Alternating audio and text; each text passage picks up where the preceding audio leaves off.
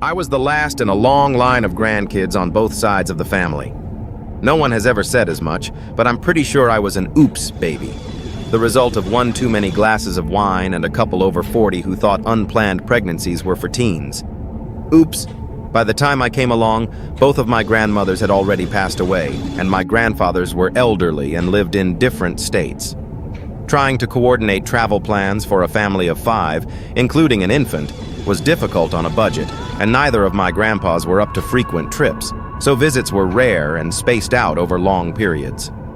Still, both of my parents wanted me to have a relationship with them, so we'd trade phone calls so they could hear my nonsensical baby babble.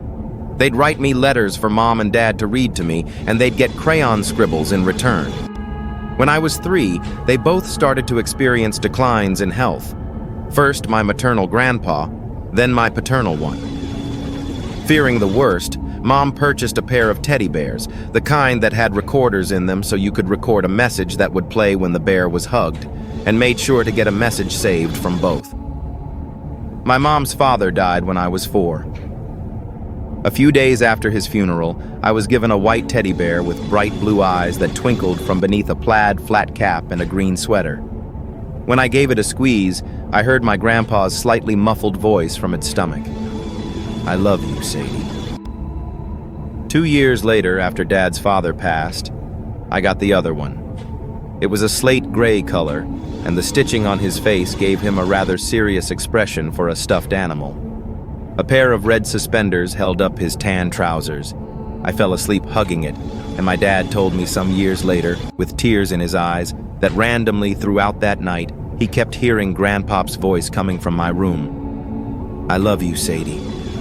I named my white bear Fran and my gray bear Jock, and put them on a shelf above my bed, where they sat throughout my childhood. Honestly, I didn't give them much thought.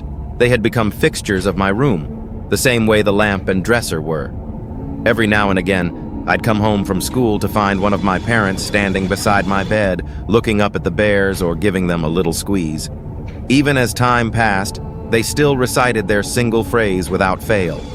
Aside from those instances, though, Fran and Jock were little more than dust collectors from my childhood. When I went away to college, the two didn't make the cut, and were left behind while I made my way out into the world for the first time.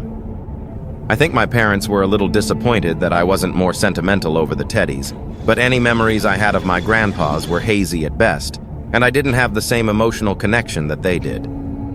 When Mom gently asked about whether I would like them when I moved into my first apartment, I told her no, that they were probably better off with her. "Okay," she said. "Well, they'll be here if you change your mind." I was pretty confident I wouldn't. The next time I went back to my parents' place was to house sit, while Dad took Mom on their long-awaited vacation out west. He'd been promising her they'd go for over 30 years, and they were both buzzing with excitement. In typical Mom fashion, however, she was also very nervous. "You remember where all the financial documents are in case anything happens to us, right?" she asked from the back seat at least 6 times on the drive to the airport. "Yes, in the white bin under your bed." "And the wills?" "Fireproof lockbox in the back of your closet." "And the—" "I think she's got it, hun," Dad said, reaching back to give her knee a squeeze. Mom harumphed and sat back. "Just call if you need anything." "I'll be fine, don't worry. You're only going for a week." "A lot can happen in a week," she said. I grinned at her in the rearview mirror, unconcerned, and she made a face at me, but seemed to relax. After I dropped them off, I drove back to their place and started to make myself at home again. I tossed my suitcase on my bed and went to the kitchen to make some dinner and catch up on one of my shows. It had been a while since I'd had a true, completely free week all to myself, and I planned to take full advantage of it. After I ate, I kicked up my feet, stretched out, and commenced lazy lump mode. I managed to get almost 3 episodes in before I started to nod off. I checked the clock over the TV and sighed. It was only just after 11. Was I really turning into an old, early-to-bed woman already? The horror. I rolled off the couch and shut off the TV and all the lights, plunging the house into a deep darkness. Even in the inky black, I didn't feel even a twinge of nervousness. I'd grown up in the house. I knew it like the back of my hand, and all of its creaks and groans were almost comforting. I made my way to my room and flipped on the owl,